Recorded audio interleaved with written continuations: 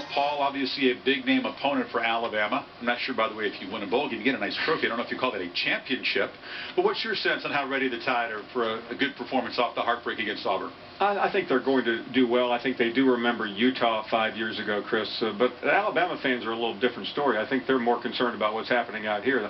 They'd rather see Auburn lose than worry too much about their own team against Oklahoma. But that's the way it happens, and that's the way things roll in Alabama after a devastating loss. And I've never seen anything quite like this. I was at a sporting goods store the other day, right before Christmas, and an Alabama fan was pointing to all the Auburn gear, and he said, "I'm getting sick of seeing that." I said, "Hey, pal, just wait till next Monday night. If Auburn wins, get ready for 365 more days of that." There's a lot of Alabama fans will be Florida State fans either on the 6th.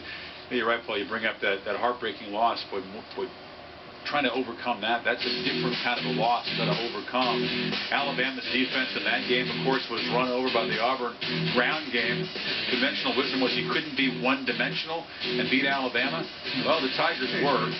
Oklahoma runs the ball very well. See how patient they'll be with the running game against this Alabama defense. You can still see that despite what happened against Auburn, they're still ranking very high in all those defensive categories. Yeah, I think if you want to run the ball against Alabama, you got to take a page out of Auburn's book and what they did. They stayed out of heat. The heat is in the kitchen, right in the middle. You want to attack the edges, get on the perimeter. Watch this right here. This is Auburn against Alabama. They're going to motion the receiver across the formation. This does two things. It takes the right end, number 42, up the field, and the safety, he gets out of position too because they must honor that motion. And now, when the quarterback, Nick Marshall, fakes the ball to the running back, he's going to take the linebacker out of position also. Now you have a gap, a 5-yard gap for Nick Marshall to run through. Like I said, the safety is out of position because the motion, that he cannot catch Nick Marshall. That's what Oklahoma's going to do. Now, they run a similar type of offense. Now, watch Jalen Saunders right here at the bottom of the screen. He's going to motion, but he's going to go behind the quarterback. This makes this almost like a triple option. As the quarterback faces the ball to running back, see the linebackers in, they're all sucking in. But now Saunders is on his way back out. The quarterback who was chasing him is at the hash mark. Now he has a free run to the edge.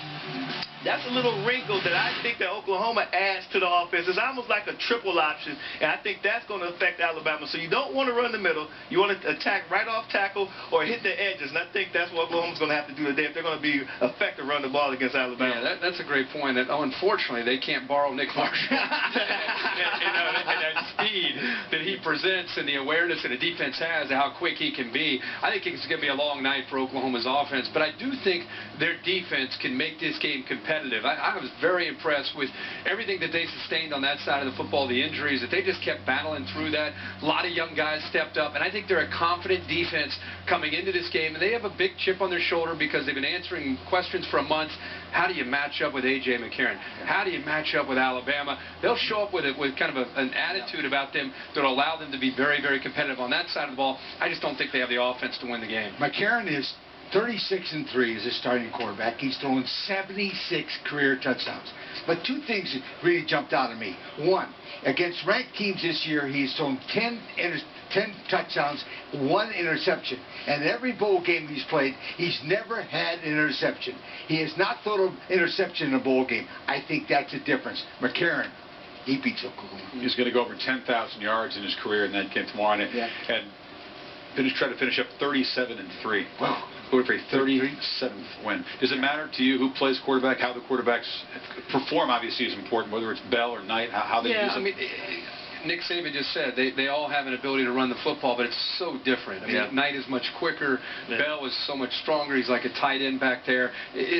I think you're going to eventually see both. I think they'll both end up playing. Sure. And whoever gets a little bit of a hot hand, which would be tough to do against Bama's defense. I think the Utah game is the theme. Anytime Alabama doesn't play in a national championship type of game, they're going to use Utah as an example of what can happen if you show up flat. I think he'll have his team ready to go. But I think both quarterbacks will play for OU. It's a very good Utah team, obviously, but Oklahoma is a bigger name opponent. Nice to see those teams get together. Those two powerhouse programs really have to play. And excuse me, go ahead. Well, I don't know where you want me to go from here, but I will say this. I want to say, give me the chance to catch your breath here. I'll talk Oklahoma all Bob Stoops against the SEC. You know, he's never just swallowed a bug. Thank you.